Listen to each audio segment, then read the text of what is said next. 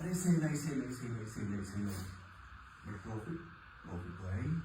तो भाई sell I but profit profit तो है ही नहीं। ऐसे ही बहुत सारे D2C फाइंडर मुझसे पूछते हैं कि सेल तो बहुत आ जाती है बट प्रॉफिट बचता कुछ भी नहीं है। इसमें प्रॉब्लम एड्स नहीं होती, प्रॉब्लम ये होती है कि हम जो रेवेन्यू वाले नंबर होते हैं ना उसको देखते रहते हैं कि ये बढ़ रहा है, ये बढ़ रहा है, ये बढ़ रहा है, और प्रॉफिट को भूल ही जाते हैं। तो प्रॉफिट पे हम ध्यान ही नहीं देते कि कितना बच रहा है। मेन तो बचना है ना।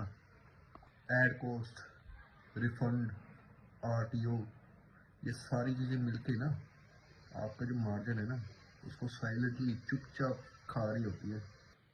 और फाउंडर को तब पता लगता है जब उसका बैंक बैलेंस बस उसकी लग जाती है, मतलब अच्छे से। तब फाउंडर को होता है कि यार रेवेन्यू तो हो गया बट प्रॉफिट तो कुछ आया नहीं, उल्टा अपनी सेविंग से लगाना पड़ रहा है अब। इसलिए 2-3 महीने बाद फाउंडर को लगता है कि भाई मेरी एड्स काम नहीं कर रही हैं, जबकि एड्स तो काम कर रही होती हैं। बस जो बिजनेस होता है ना वो मैथ के बिना चल रहा होता है। जितने भी D2C फाउंडर है ना उनको 3 चीज़ें, 3 नंबर्स क्लियर होने चाहिए, क्लिस्टर क्लियर। पहला नंबर कैक, एक ऑर्डर को लाने की रियल कॉस्ट कितनी है।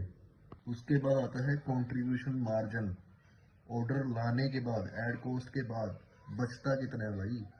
उसके बाद लास्ट नेट प्रॉफिट पर ऑर्डर, सब कुछ निकालने के बाद हर एक ऑर्डर पे जेब में कितना आ रहा है।